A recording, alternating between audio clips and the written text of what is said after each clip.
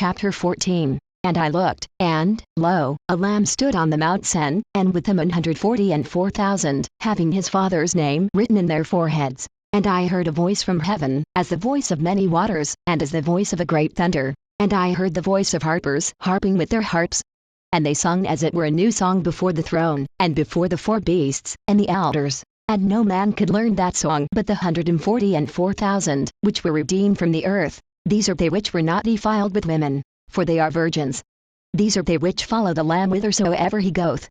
These were redeemed from among men, being the firstfruits unto God and to the Lamb. And in their mouth was found no guile, for they are without fault before the throne of God. And I saw another angel fly in the midst of heaven, having the everlasting gospel to preach unto them that dwell on the earth, and to every nation, and kindred, and tongue, and people, saying with a loud voice, Fear God, and give glory to him, for the hour of his judgment is come, and worship him that made heaven, and earth, and the sea, and the fountains of waters. And there followed another angel, saying, Babylon is fallen, that great city, because she made all nations drink of the wine of the wrath of her fornication. And the third angel followed them, saying with a loud voice, If any man worship the beast, to the government system, and his image, and receive his mark in his forehead, or in his hand, the same shall drink of the wine of the wrath of God, which is poured out without mixture into the cup of his indignation. And he shall be tormented with fire and brimstone in the presence of the holy angels, and in the presence of the Lamb.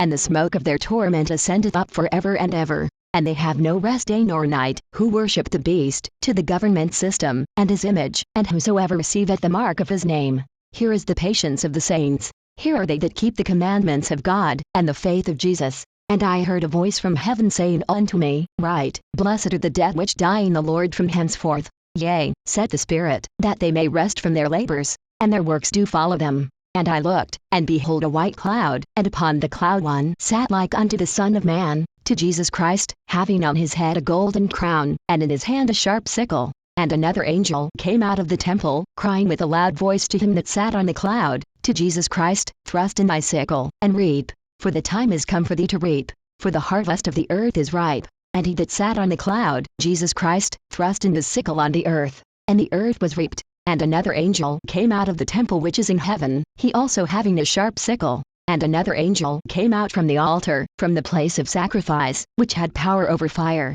and cried with a loud cry to him that had the sharp sickle, saying, Thrust in thy sharp sickle, and gather the clusters of the vine of the earth, for her grapes are fully ripe. And the angel thrust in his sickle into the earth, and gathered the vine of the earth, and cast it into the great winepress of the wrath of God. And the winepress was trodden without the city, and blood came out of the winepress, even unto the horse bridles, by the space of 1,600 furlongs. This is for 279 kilometers, or 174 miles, a large measure.